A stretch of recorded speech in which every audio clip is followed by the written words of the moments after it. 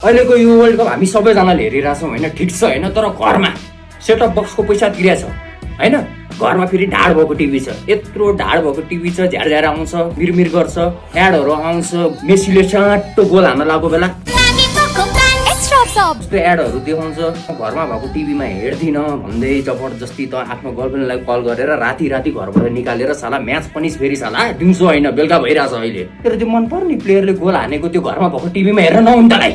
हुँदैन हेर्न, आमामा किन हेर्ने, बाहिर पुरै रातारात बिहान बाबाले अब घरमा चामल सकेको छ, एक बोरा चामल लिएर आउनु पर्यो भनेर सिरानी मुनि लुकाएर राखेको पैसा त्यो निकालेर तेरो गर्लफ्रेन्डलाई रातारात घरबाट निकालेर साला गन्तुतुरा वर्ल्ड कप हेर्न जाउँ बेबी भन्दै रातारात चौरमा राखेर अहिले त्यो चौरमा देखाइरहेछन् वर्ल्ड कपहरू, ठिक छ होइन, तर जबरजस्ती बिचरा त्यो घरमा त्यो निस्किन नि मिल्दैन आफ्नो गर्लफ्रेन्ड, तर पनि होइन तिमी बिना म निस्किनै सक्दिनँ, काहीँ पनि जानै सक्दिनँ, जहाँ पनि हिँड्दाखेरि तिमी सँगै हिँड्नुपर्छ भन्दै जबरजस्ती त साला हुलिया हेऱ्यो भने साला बिजुलीको पोलमा काम गर्ने मिस्त्री जस्तो छ त बिचरा तेरो त्यो गर्लफ्रेन्ड आनन्दले घरमा सुतिरहेको बिचरा पङ्खा चलाएर सुतिरहेको बेला घरबाट निकालेर त्यो चौरमा बसेर मच्छरले टोक्ने ठाउँमा राखेर तेरो गर्लफ्रेन्डलाई वर्ल्ड कप हेर्नुपर्ने तलाई होइन। कोही निस्किन मान्दैन, रातारात हुन्छ, 3-4 बजे म्याच गरेर हुन्छ, रातिको 2-3 बजे भइरहेको हुन्छ, घरबाट त्यतिकै निस्किन मिल्दैन भाइ। त जबरजस्ती फोर्स गरेर मायाको नाटक झुटो नाटक देखाएर साला जालमा पारेर साला आफ्नो त्यो भएन है भाइ, त्यस्तो नगर, मैले भनिरहेको छु भाइ, दिमाग खराब नगर, मारे बाबुका साला देखाबेट होला नि बाबुका साला द्वारमा जो पैसा त्यसो दोर्पा भन्छ मलाई तर माइक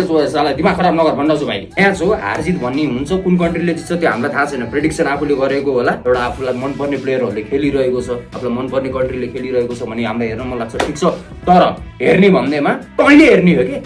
आफूले हेर्ने हो, साथी चाहिन्छ त्यो तँलाई डर छेरुवा हो भन्दैमा थाहा छ, दिउँसो टोइलेट जाने बेला बत्ती बालेर पिसाब फेर्छ अहिले थाहा छ, डर छेरुवा हो त, राति अझ झन् 2-3 बजे म्याच परिरहेछ राति साला, तर म्याच त हेर्नु छ, घरमा ढाड भएको टिभीमा तँलाई हेर्न मन छैन, अब एक्लै नजाने चाहिएको छ गर्लफ्रेन्ड, सुतिरहेको बिचरा ओढ्नी ओढेर सुतिसकेको हुन्छ, यसो गरी आनन्दले पङ्खा चलाएर सुतिरहेको हुन्छ, मोटिन अन गरे हुन्छ, गुड नाइट अन गरे हुन्छ, मच्छर धुप्पाले हुन्छ, आनन्दले सुत्या हुन्छ, जबरजस्ती उठाएर निकालेर चौरमा लगेर साला मच्छर टोक्ने ठाउँमा जबरजस्ती राखेर, जबकि वर्ल्ड कपको बारेमा केही पनि थाहा छैन बेबी, वर्ल्ड कपमा कसले जित्छ भन्दाखेरि राष्ट्र स्वतन्त्र पार्टीले जित्छ भन्ने मान्छे उसलाई जबरजस्ती ल्याएर त वर्ल्ड कप देखाउँछस् होइन, दिमाग छैन क्या